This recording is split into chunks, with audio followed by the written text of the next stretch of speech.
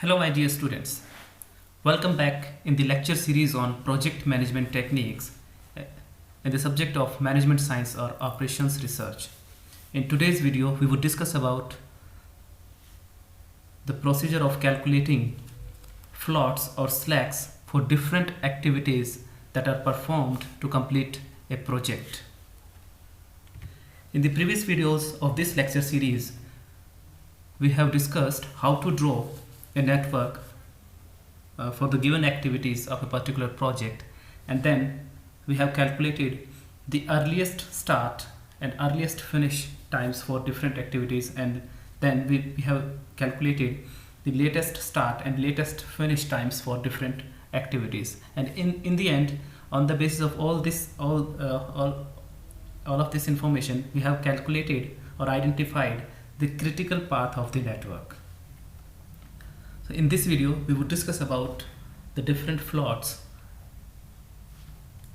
for different activities of the project.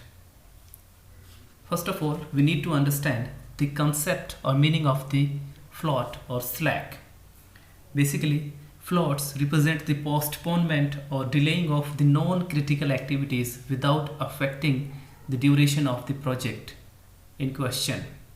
In other words, we can say that floats depict the amount of time by which project activities can be delayed without affecting the time period of the project or the duration of the project. Generally, the floats are the parameters of the flexibility in earliest and latest starting and finishing times of the activities. So, in its simplest form, a float shows the amount of time by which a particular activity can be delayed without affecting the duration of the overall project. There are different types of floats that we will discuss in this video. These are total float, free float, interfering float, and the independent float. So let's start with the concept of total float. Total float of an activity represents the amount of free time that is associated with it. Or in other words, we can say that total float of an activity depicts the amount of time by which it can be delayed without affecting the duration of the project. So the basic concept is that the duration of the project should not be compromised by delaying different activities. There are different methods to calculate the total float of a given activity. Some of these are: the first one is that total float can be calculated by finding the difference between total time available to perform an activity minus the duration of that particular activity.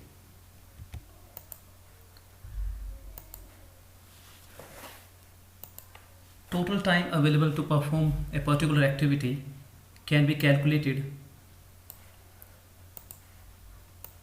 by using this expression, that is, latest finish of that activity minus the earliest start of that activity. So by using this expression we can calculate the total time available to perform a particular activity, and then we can reduce from it the duration of the activity to find the total float of for that particular activity. In addition to these expressions, we can use or we can find the difference between latest finish time of that activity and the earliest finish time of that activity, and in this way we can calculate the total float. Further, we can also use the difference between latest start time and earliest start time to find the total float of the activity. So let's have an illustration to find or to calculate the total float for different activities which are given in this network. So let's start with the activity D. For activity D, we need to calculate the total float, and these are the different expressions or formulas that we can use to calculate the total float. So let's use the first expression, that is total time available minus duration of the activity. So total time available for performing activity D, activity D can be calculated by using this expression, that is latest finish minus earliest start. So for activity D, the latest finish is 14 and the earliest start is 2. So the duration for activity D, so the time available to complete this activity would be equal to 14 minus 2, that is equal to 12 days. So activity D can be performed in 12 days, and in 12 days time period. So the total time available to perform activity D is 14 minus 2, that is equal to 12 days. After that we can calculate total float easily for activity D, and the formula is total time available minus duration of the activity. So total time available is 12 days minus duration of the activity, that is 3 days. 3 days.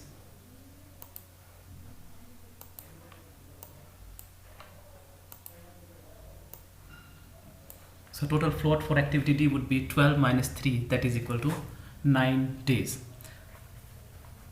We can calculate total float by using other expressions, that is latest finish time minus earliest finish time. So latest finish is 14 days and earliest finish time is 5 days.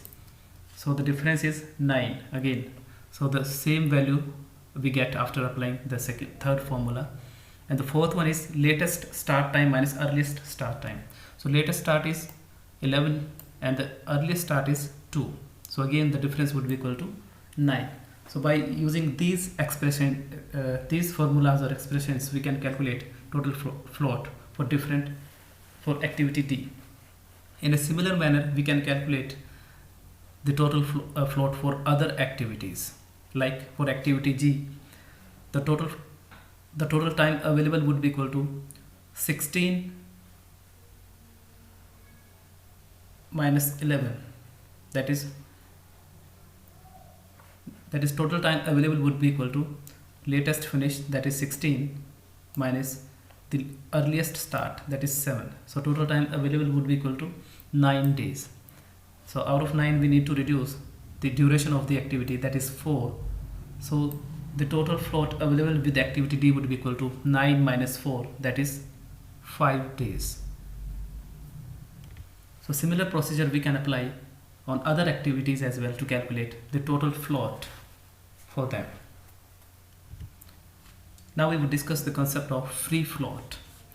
Free float is that part of total float of an activity which can be used without affecting the floats of the following activities or the successor activities.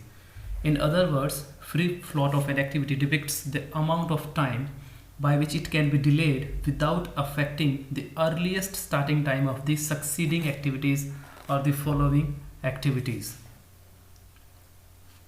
It can be calculated by using the following expression, that is total float minus head slack. Head basically denotes the head event of the given activity, and head slack can be calculated for the following activity by using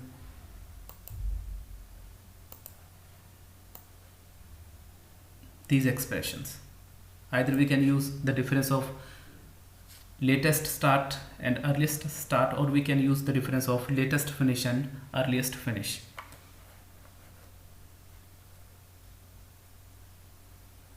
So let's understand the concept of free float with the help of a practical illustration or with the help of an example. So the concept of free float is that by delaying activity D, again we are taking activity D. By delaying activity D, we are not affecting the activity I, that is the following activity of activity D. Suppose if we delay activity D by 5 days, then the starting point of activity D or starting day for activity D would be 7th day. So if we are starting activity D on 7th day instead of 2nd day, then the finishing time would be equal to 7 plus 3, that is 10th 10th day. On 10th day the activity D would be completed. If instead of 7th day we are starting activity D on 8th day, then the finishing day for activity D would be 11th day. 8 plus 3, that would be 11. Similarly, if we start activity D on 10th day instead of 2nd day, then the starting point would be 10 and the ending or the finishing time for activity D would be equal to 13. So again we are not affecting the starting point for activity I. But if after 10th day, if we are starting activity on 11th day, then the finishing time for activity D would be 14th day. In that case, we are affecting activity I, or we are affecting the earliest starting time for activity I, because activity I can start only after completion of activity D. If activity D is finishing is completed on 14th day, then the starting or earliest start for activity I would be the 14th day. So it means we are delaying activity I by delaying activity D. So the free float represents that part of the total float which do not affect the successor or the following activity, or the earliest start of the following activity. So let's find the free float for activity D. So we can use this formula to calculate the free float for activity D, that is total float minus head slack. So head slack basically denotes the following activity. We calculate head slack for following activity, and that is I. So head slack can be calculated by using this expression ls minus es, that is latest start minus earliest start. It would be 16 minus 15, that is equal to 1. Again, if we use the another expression, that is latest finish minus earliest finish, or latest start minus earliest start, that is 14 minus 13, again it would be equal to 1. So the head slack, the value of head slack is 1, and the value of total float for activity D that we have calculated in earlier case is equal to 9 days. So the difference of total float and head slack would be equal to 9 minus 1, that is 8. So the free float available with activity D is equal to 8 days. So if we delay activity D by 8 days, even in that case we are not affecting activity I, or we are not affecting the earliest start of activity I. But if we are delaying activity D by more than 8 days, in that case we would affect the earliest start of activity I. Suppose if we are delaying activity D by 10 days, then activity D would start on 12th day, 10 plus 2, 12, and it would finish on 15th day. So in this case we are delaying activity I. So it is not the part of free float. So free float would be total float minus head slack. Total float is 9 days and head slack is 1 day. So the difference would be equal to 8 days. So it is the free float for activity D. In a similar way, we can calculate the free floats for other activities as well.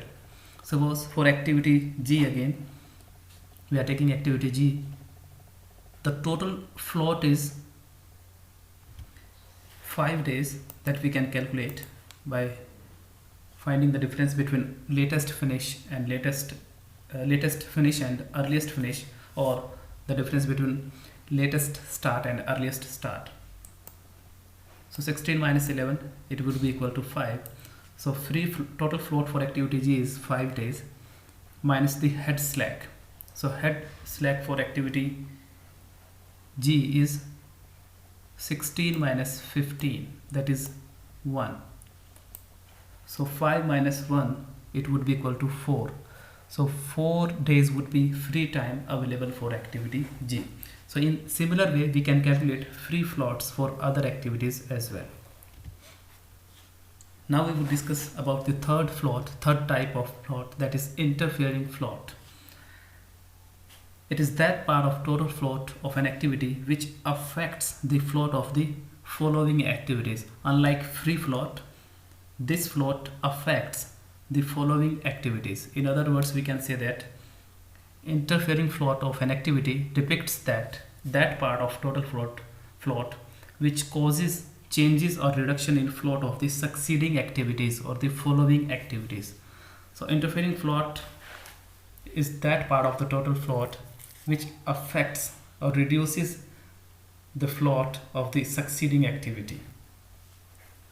So it can be calculated by using this expression, that is latest finished time of the activity of the current activity minus earliest starting time of the subsequent activity.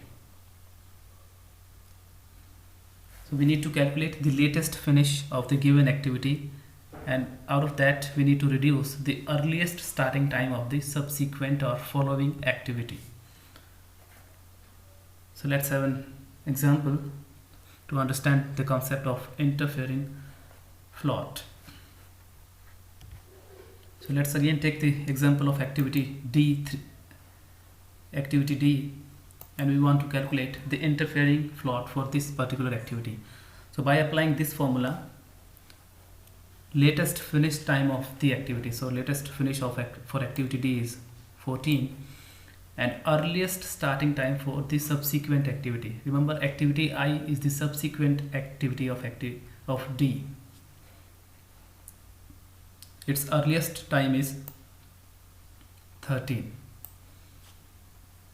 So the interfering float for activity D would be equal to 14 minus 13, that is equal to 1. So total float available with activity D is 9 days. Out of 9, free float is equal to 8 days, and the remaining 1 day would be the interfering float for activity D.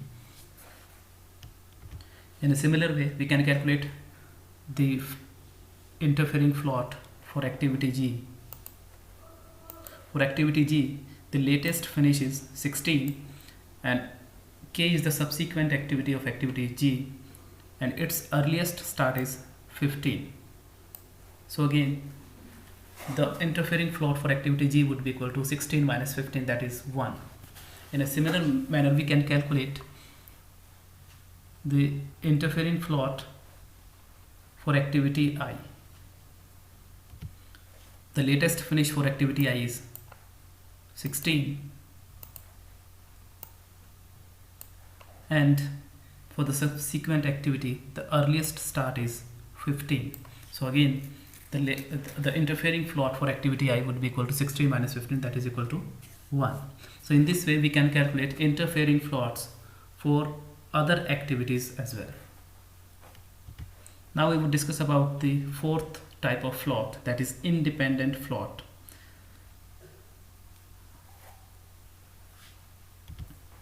Independent float represents the amount of free time or float that can be used without affecting either the tail or the head events for a particular activity. In other words, we can say that independent float is that part of total float which causes no changes in floats of former or subsequent activities. That means previous activity may be completed in latest finish time, and succeeding activity may be started at its earliest time. So independent float is not going to affect either the succeeding activity or the former activity. It can be calculated by using the following expression, that is earliest starting time for the following activity minus the latest finish for the preceding activity, and minus the duration of the current activity. So by using this expression we can find the independent float for a particular activity. Further, there is second expression that we can use, that is free float minus tail slack, or further it can be expanded as total float for that particular activity minus head slack minus tail slack. So head slack is calculated for the succeeding activity and tail slack is calculated for the preceding activity. So by reducing these two slacks from the total float, we can find the independent float for a particular activity. So to understand the concept of independent float, let's go on this network. So we can use either of the expressions to calculate the independent float for any of the activities given here. Suppose we want to calculate the independent float for activity G.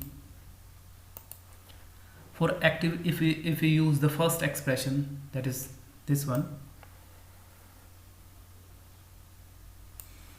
the earliest starting time for the following activity. So K is the following activity and the earliest starting time for K is 15. The latest finish time for the preceding activity. So B is the preceding activity of G and latest finish of activity B is 7. Minus duration of the current activity. So 4 is the duration of activity G. So by using this expression, we can calculate the independent float for activity G. So the answer would be 15 minus 7 minus 4. That would be equal to 4. So 4 is the independent float for activity G. By using the second expression, we can also calculate the independent float for activity G. That is total float minus head slack minus tail slack. So total float for activity G is 16 minus 11, that is 5. Head slack means the slack time for the succeeding activity, that is K. It can be calculated by finding the difference between earliest start and latest start, that is 16 minus 15, 1, or the difference between latest finish or earliest finish, that is 22 minus 21, it would be equal to 1. So head slack is equal to 1. And tail slack, the tail activity or the preceding activity for G is B. So the tail slack would be equal to 7 minus 7, again it would be equal to 0, or 0 minus 0, 0. So by using this expression as well, we can calculate the independent float for activity G, that is 5 minus 1 minus 0, that is equal to 4. Similarly, we can calculate the independent float for other activities, like for activity D. For activity D, the earliest starting time for following activity is I for D. So earliest starting time is 13.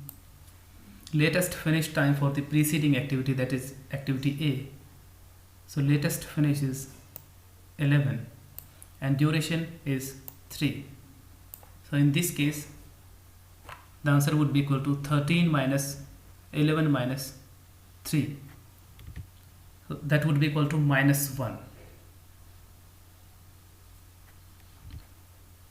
We can use the other expression as well to calculate the independent float, that is total float minus head slack minus tail slack.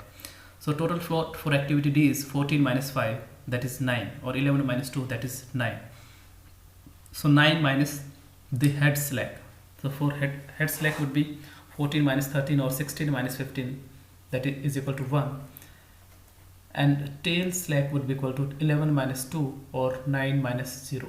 So it would be 9. So total float is 9 minus head slack, that is equal to 1, and tail slack, it is equal to 9. So the answer would be, so the value of this expression would be equal to minus 1. Always remember that if independent float for a particular activity comes in negative terms or in negative values, then we would consider the independent float as 0 for that particular activity. So for activity D, independent float is not minus 1, it would be considered as 0. So always remember that if the value is in negative terms or in negative values, then independent float for the particular activity would be considered as considered as 0. So the independent float for activity D would be equal to 0. So in this way we have calculated different floats for a network. Always remember that total float represents the total free time available with a particular activity. Free float represents that part of total free time that does not affect the succeeding activity. Third, that is interfering float represents that part of total free time or total float that affects the floats or time available with succeeding activity. And the independent float represents that part of free time that does not affect the succeeding as well as the preceding activity, or the floats of succeeding as well as of preceding activities. So in this way we can calculate different floats for a given network, which would be very helpful in managing a given project and would help in scheduling or sequencing of different activities in a given project. Thank you.